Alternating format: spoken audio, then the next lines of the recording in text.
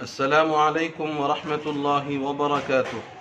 الحمد للہ رب العالمین والصلاة والسلام علی سید الانبیاء والمرسلین وعلی آلہ وصحبہ اجمعین، اما بعد۔ محترم ناظرین و سامعین، ہم آج کی نشست میں زکوٰۃ ہی کے عنوان سے چند معروضات پیش کریں گے۔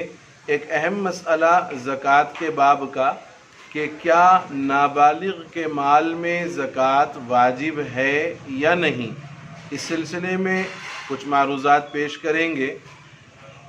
شریعت کے احکام واجب ہونے کے لیے انسان کا بالغ ہونا شرط ہے۔ نماز، روزہ، حج وغیرہ تمام احکام بالغ ہونے کے بعد ہی واجب ہوتے ہیں۔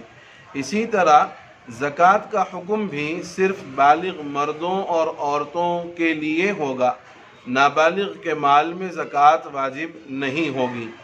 چنانچہ اس کی مختلف صورتیں ہیں کہ نابالغ کے پاس مال ہو اور اس پر زکوٰۃ واجب نہ ہو۔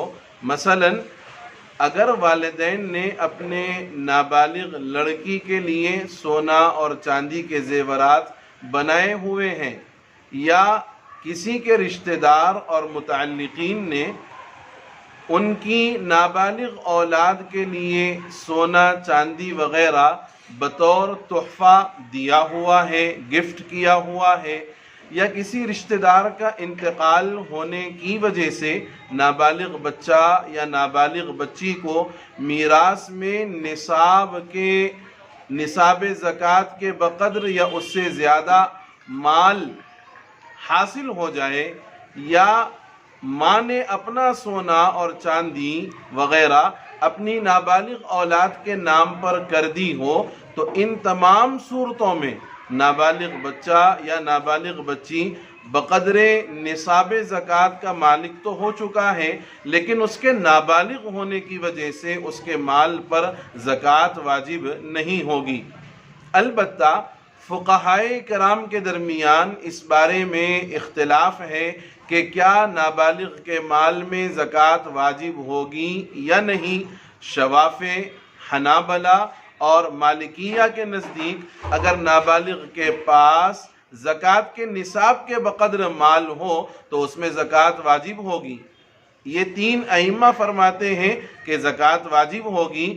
پھر ان کے درمیان اس بارے میں بھی اختلاف ہے کہ اس مال کی زکوٰۃ کون نکالے۔ بعض نے کہا کہ بچے یعنی نابالغ بچے کا جو ولی اور ذمہ دار ہے وہ اس کی مال کی زکوٰۃ ادا کرے، اور بعض یہ فرماتے ہیں کہ یہ نابالغ بچہ اور بچی جب بالغ ہو جائے تو بالغ ہونے کے بعد نابالغی کے زمانے میں اس مال پر جتنے سال گزرے ہیں ان سالوں کا حساب لگا کر اس کی زکوٰۃ خود ادا کرے۔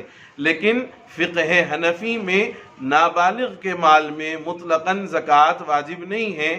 یہ مسالک علماء بیان کر دیے گئے۔ جو حضرات اس سلسلے میں دلائل اور اس کی مزید تحقیق کرنا چاہیں وہ اعلاء السنن جلد نمبر 9 صفحہ نمبر 6 تا 10 اور بدائع الصنائع جلد نمبر 2 فصل الشرائط التي ترجع الى من علیہ المال کا مطالعہ کر سکتے ہیں۔